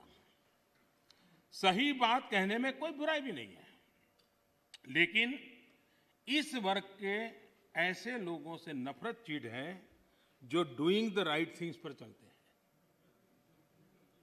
ये फर्क समझने जैसा है। टॉकिंग द राइट थिंग्स, इसकी वकालत करने वाले जब डूइंग द राइट थिंग की बात आती है तो उसी के सामने खड़े हो जाते हैं। ये चीजों को सिर्फ बोलने में विश्वास करते हैं, अच्छा करने में उनका भरोसा ही नहीं है। जो लोग इलेक्टोरल रिफॉर्म की बात करते हैं, वन नेशन वन इलेक्शन, उसकी जब बात आती है तो विरोध में खड़े हो जाते हैं। यही लोग जब जेंडर जस्टिस की बात आती है तो बढ़ चढ़ करके बोलते हैं, लेकिन अगर ट्रिपल तलाक खत्म करने की बात करते हैं तो विरोध में खड़े हो जाते हैं। ये एनवायरमेंट की बात करते हैं, लेकिन हाइड्रो पावर या न्यूक्लियर पावर, उसके सामने जाकर के झंडे लेकर के खड़े हो जाते। होना नहीं चाहिए, इसके लिए आंदोलन चलाते। तमिलनाडु तो उसका भुक्तभोगी है। उसी प्रकार से जो दिल्ली में पॉल्यूशन को लेकर के कोर्ट में जाकर के रीट करते हैं, अपील करते हैं, पीआई करते हैं, दिल्ली के लोग, वही लोग पराली जलाने वालों के समर्थन में जाके खड़े हो जाते। तब समझ नहीं आता है कि किस प्रकार से इस देश को गुमराह करने का इन लोगों का प्रयास है और उसको देश ने समझने की जरूरत है। मैं देख रहा हूं कि 6 साल में विपक्ष के मुद्दे कितने बदल गए हैं जी। हम भी कभी विपक्ष में थे, लेकिन हम जब भी विपक्ष में थे तो आपने देखा होगा देश के विकास के मुद्दों को लेकर के, भ्रष्टाचार के मुद्दों को लेकर के हम शासन में बैठे हुए लोगों को घेरते थे, हम आवाज उठाते थे, हम प्रयास करते थे। मैं हैरान हूं, आजकल विकास के मुद्दे की चर्चा ही नहीं करते। मैं इंतजार करता हूं कि ऐसे मुद्दे उठाए ताकि हमको कुछ कहने का मौका मिले कि भाई हम क्या कर रहे हैं, लेकिन वो हमारे मौका ही नहीं थे, क्योंकि इनके पास इन मुद्दों पर बोलने के लिए कुछ रहा नहीं है। और इसलिए न वो कितनी सड़कें बनी पूछते हैं, न कितने पुल बने पूछते हैं, न बॉर्डर मैनेजमेंट में क्या हुआ है, कितनी पटरियां बिछी, इन सारे विषयों पर उनको चर्चा करने में इंटरेस्ट नहीं है। माननीय अध्यक्ष जी, 21वीं सदी में इंफ्रास्ट्रक्चर का बहुत बड़ा महत्व है और भारत को आगे जाना है तो इंफ्रास्ट्रक्चर पर बल देने की बहुत जरूरत है। और आत्मनिर्भर भारत के रोड मैप के लिए इंफ्रास्ट्रक्चर पर बल देना इस समय की मांग है और हम सबको इसको स्वीकार करना होगा। इंफ्रास्ट्रक्चर मजबूत होगा तभी देश की गति भी तेज होने वाली है, उसकी दिशाएं भी व्यापक होने वाली हैं और इसलिए हमने प्रयास करना चाहिए।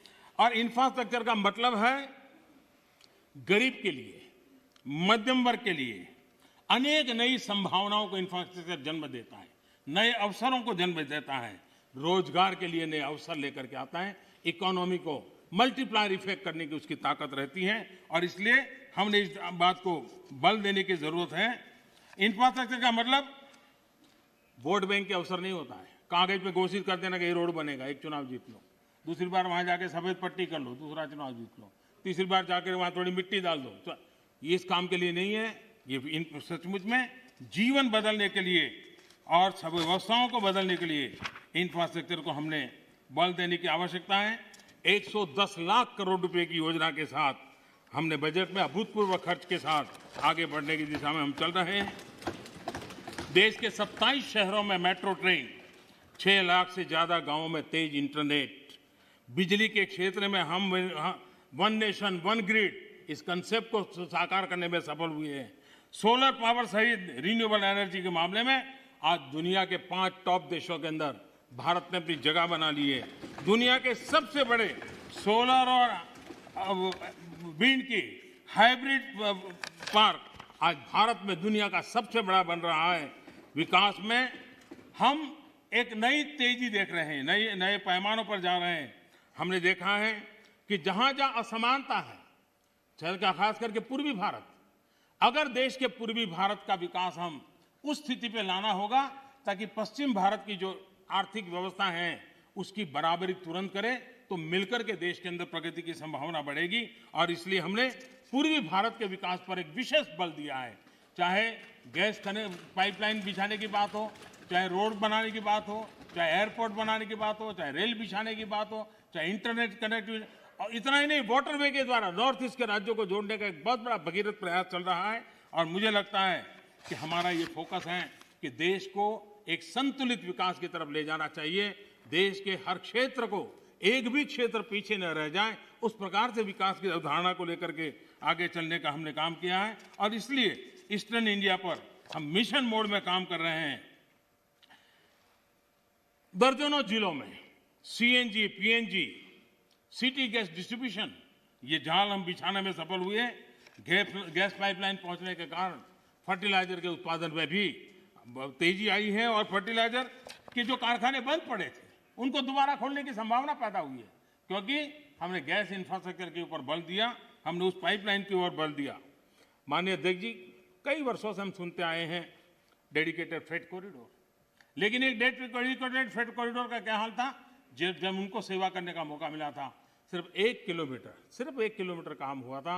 आज करीब 600 किलोमीटर, 6 साल के अंदर 600 किलोमीटर काम, और एक्चुअली डेडिकेटेड फ्रेट कॉरिडोर पर काम, यानी ट्रेन चलना शुरू हो गया, माल ढोने का काम शुरू हो गया और वो सेक्शन काम कर रहा है। यूपीए के समय बॉर्डर इंफ्रास्ट्रक्चर, किसी भी देश की रक्षा के लिए बॉर्डर इंफ्रास्ट्रक्चर बहुत महत्व रखता है, लेकिन उसके प्रति इतनी उदासीनता की गई, इतनी लापरवाहियां की गई है। देश के अंदर उन विषयों की हम पब्लिकली चर्चा कर नहीं सकते क्योंकि देश के सिक्योरिटी की दृष्टि से अच्छा नहीं है, लेकिन ये चिंता का विषय है कि हमने, क्योंकि वहां लोग नहीं है, वोट नहीं है, जरूरत नहीं लगी, फौजी आदमी जब जाएगा देखा जाएगा क्या होने वाला है, इसी सोच का परिणाम था। और इतना ही नहीं, एक बार तो एक रक्षा मंत्री ने पार्लियामेंट में कह दिया था कि हम इसलिए इंफ्रास्ट्रक्चर नहीं करते हैं बॉर्डर पे ताकि कहीं दुश्मन देश उस इंफ्रास्ट्रक्चर का उपयोग न कर ले। कमाल के हो गए। इस सोच, इसको बदल करके हमने आज करीब जो अपेक्षाएं और आयोजन था उसका एक हिस्सा बॉर्डर के ऊपर इंफ्रास्ट्रक्चर की दिशा में हमने पूर्ण किया है।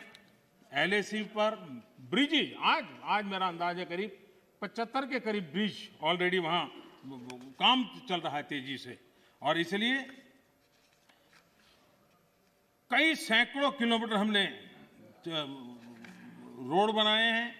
और मैं चाहता हूं कि जो काम हमारे सामने था करीब 75% तो हमने उसको पूरा भी कर लिया है और हम आगे भी इस काम को जारी रखेंगे। इंफ्रास्ट्रक्चर के अलग अलग क्षेत्र होते हैं, उसी प्रकार से आप देखिए अटल टनल हिमाचल प्रदेश में, उसका हाल क्या था? अटल जी के समय जिसकी कल्पना की गई, अटल जी के जाने बाद किसी न किसी फाइलों में वो अटका रहा। एक बार छोटा सा काम हुआ, फिर अटक गया, ऐसे ही करते करते चला गया। पिछले 6 साल के अंदर इसके पीछे हम लगे और आज अटल टनल काम कर रही है। देश की फौज भी आराम से वहां से मूव कर रही है, देश के नागरिक भी मूव कर रहे हैं। जो रास्ते 6 महीने तक जो इलाके बंद होते थे वो आज काम करने लगे हैं और अटल टनल काम कर रही है। उसी प्रकार से मैं ये बात साफ करना चाहूंगा कि जब भी देश के सामने कोई चुनौती आती है, ये देश का सामर्थ्य है, हमारे देश के सुरक्षा बलों का सामर्थ्य है। देश को कभी नीचा देखना पड़े ऐसी स्थिति हमारे फौज के जवान कभी होने नहीं देंगे, करने नहीं देंगे, मेरा पूरा विश्वास है। आज उनके जिम्मे जो भी जिम्मेवारी, जहां भी जिम्मेवारी मिली है, बखूबी निभा रहे हैं।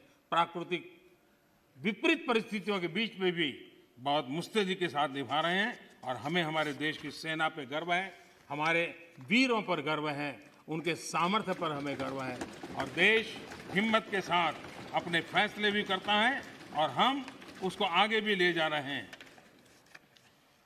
मैंने कभी एक गजल सुना था, ज़्यादा तो मुझे इसमें रुचि नहीं है, मुझे ज़्यादा आता भी नहीं है, लेकिन उसमें लिखा था, मैं जिसे ओढ़ता बिछाता हूँ, मैं जिसे ओढ़ता बिछाता हूँ, वो गजल आपको सुनाता हूँ।